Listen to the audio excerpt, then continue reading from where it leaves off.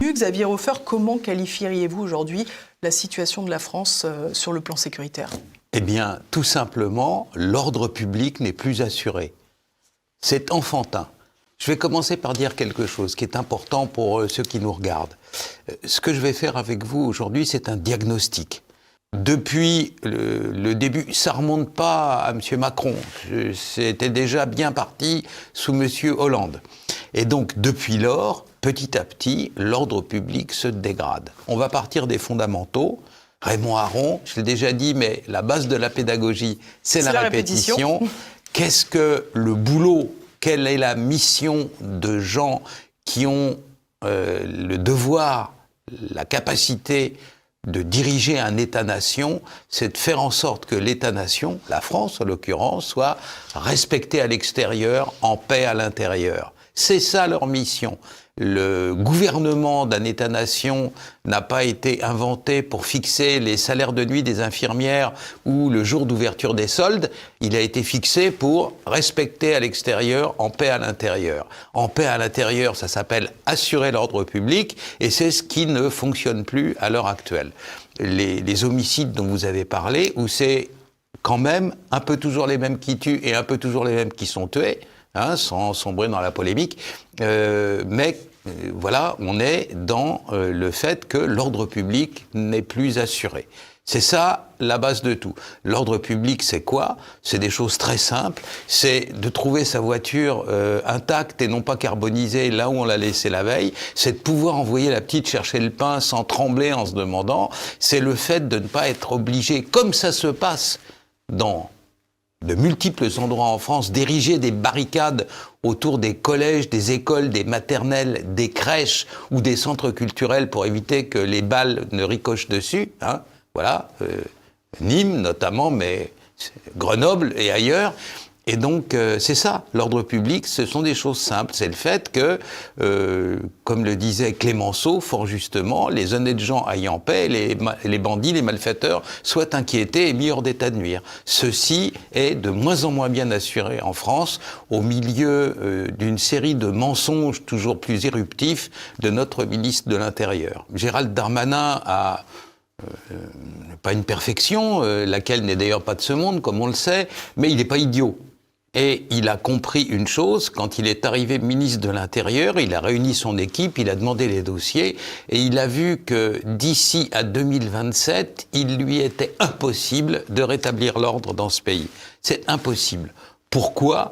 Parce que toute reprise en main, que ce soit dans l'économie, que ce soit dans la gestion d'une entreprise, que ce soit en agriculture, quand il a trop plu ou pas assez plu, etc., toute entreprise reprise en main adopte toujours la forme de ce qu'on appelle une courbe en J. C'est-à-dire ça va toujours plus mal avant d'aller mieux. Et là, si M. Darmanin commence aujourd'hui à rétablir l'ordre dans ce pays comme il faudrait le faire et comme il pourrait le faire dès aujourd'hui, s'il en avait le temps, on s'apercevra que le bas de la courbe, c'est-à-dire là où ça ira le plus mal avant de commencer à aller mieux, c'est 2027. Pourquoi ? Parce que la France, c'est pas un hors-bord qui vire sur place comme ça dans tous les sens, c'est un énorme paquebot de 68 millions de passagers et donc ça tourne pas sur place. Quand on lance un ordre du sommet et quand on veut le faire appliquer sur la base, eh bien fatalement il y a une inertie. Et donc l'inertie est telle que si M. Darmanin dit aujourd'hui je veux que ça soit fait, avec tout ce qu'il trimballe derrière lui comme bienséance, comme gourou de la communication, ou « fais pas ça, tu vas perdre un point dans les sondages », etc. Donc avec toutes ces lourdeurs-là, toute cette espèce de paralysie qui gagne petit à petit l'appareil d'État, qui ne sait plus bien en matière régalienne ce qu'il doit faire ou ce qu'il peut faire, eh bien rien de ça n'est possible avant 2027. Donc comme lutter réellement contre le crime n'est pas possible, eh bien ils font semblant. Est-ce que vous aussi vous partagez cette opinion selon laquelle l'État frappe d'abord les petits ? Alors certes, c'est avantageux pour les riverains, mais c'est pas ça qui démantèle le trafic. Je suis surtout inquiet du vocabulaire du sénateur en question.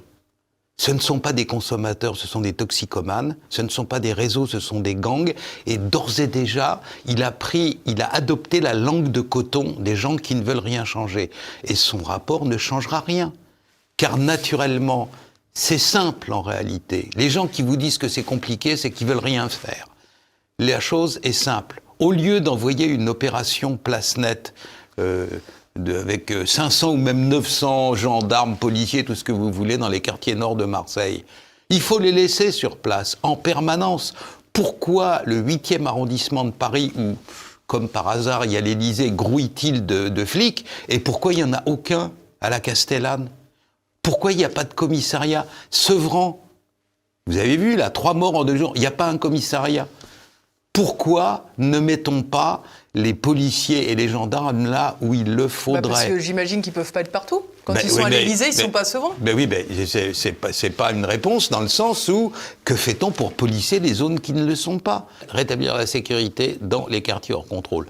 Comment le faire? Là aussi c'est simple. Il y a 150 000 policiers en France et 120 000 gendarmes, au lieu qu'ils soient dans des quartiers où il ne se passe rien, c'est là où il faut les mettre et rétablir l'ordre. À partir de ce moment-là, tout le reste va bien. J'étais loin d'être un ennemi des méthodes que préconisait M.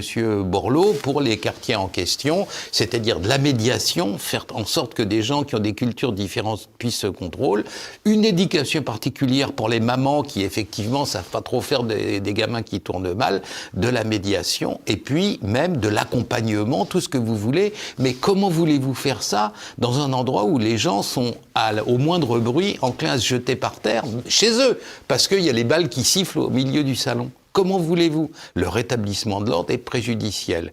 Et il n'y aura pas de bain de sang.